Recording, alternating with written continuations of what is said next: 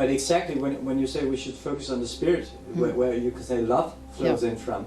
When we look at it in the perspective of religion, you know, the Vatican has been doing a lot about separating sex from love, and some people say that the Vatican is behind most of the porn industry. I don't know, but some people, some voices are saying that. And when we talk about the pedophiles and so, you know, we never know, but sex has been separated from love, and what we talked about yesterday was about, you know, people have been locked into the physical so-called reality, and that's what happens to as well with the sex, because with all this mechanical sex, you know, about and then 1.5 minutes, or you say 1.7 minutes or whatever, you know, and then the man snores and the woman is just, excuse me, what happened here? It's actually, if the, you know, if the sex is not together with love, if it's not the love energy that really runs the engine, you can say, or the sexual act, actually you will drain your spirit, you will drain your soul, because if it's just the mechanical, you just drain and drain and drain your spirit and your soul. But if the love is there, it's part of the unity, it's part of the, and that is actually what is strengthening the life force. And if we talk about a man and a woman being together, they are together from love, and they really make love to each other, and perhaps they want a child, or they feel that there's someone knocking, knock on the doors of heaven, or what you say, but and they do it in love, then the child will be born with a strong life force. But if it's just something that happens like a coincident Saturday night, 3 o'clock in the morning, you know, after 2 bottles of red wine and whatever, you know, if there's no love in that, in the moment where the soul says, now I'm here, or whatever, the child will not have so strong life force. So love is really... Love is very much needed, but I disagree with you because a little bit, because again, remember, the body is just a vehicle, and even if it's done just by sex without love, it still gives a vehicle. And that soul, that energy, that light body who comes to this vehicle chooses it.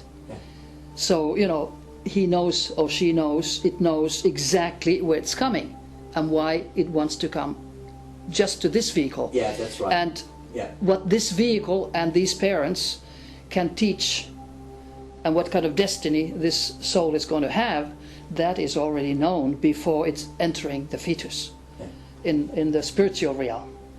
Like my husband died already over 10 years ago, and his son got married and had a baby with his wife.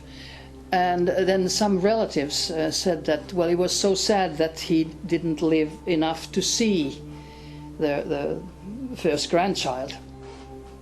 It was interesting. I had contact with his energy and got information that he has already met the energy, the light body of that person who was incarnating as his grandchild. So on that level, he already had made acquaintance with that and knew it before we in the physical world made acquaintance. It's an interesting idea, and we don't think that way because it turns everything upside down.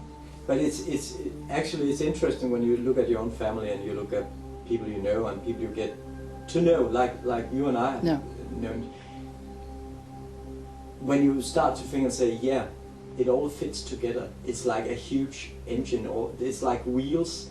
What do you call it? The wheels with the things on that just go into click, click, click. Everything fits. And then we just have to be careful about our rational mind, that it doesn't jump in and take control, because no, it can't be that way. No, you have to, you just stay here because that's safe, and so, you know, you have to really listen to what comes, because we get the messages all the time. Yeah, I think the human sexuality is interesting because we condemn often people who act differently. We condemned in Finland, for instance, a good example. A lady was chosen, a journalist, as chief editor of Lapland Times, Lapin Kansa. And then when she went to the interview, she was asked, "Are you married or what?" And she said yes. and I think they had children too. And then it came out later that she was lesbian and she was married to a woman.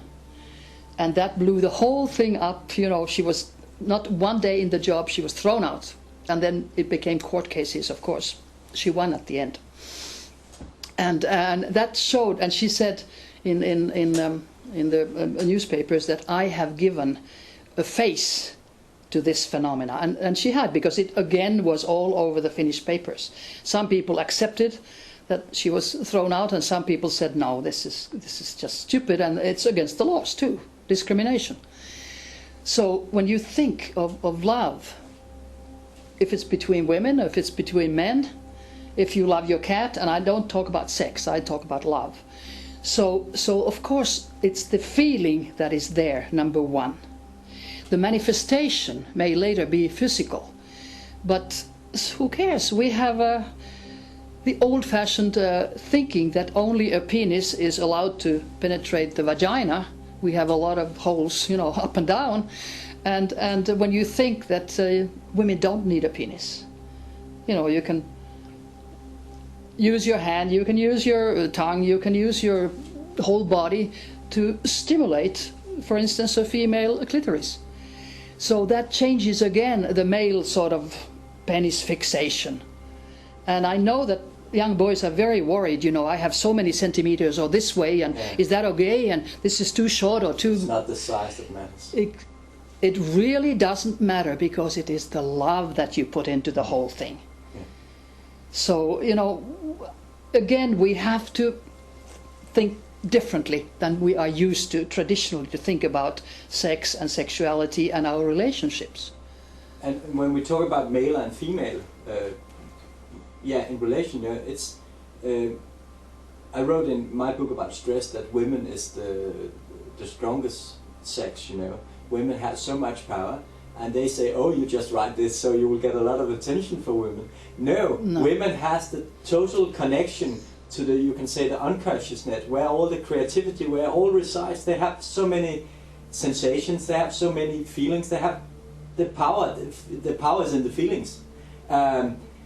And you know, women can give life. They're so magical, but of course men has been so afraid of women that they have suppressed them with power and power and power. And this is what is going to change now, because we will have a female-controlled society in the future, right. And it will come. That's why also we see Obama has just said that Mars is the goal. Mars is the goal. Mars is the planet of power.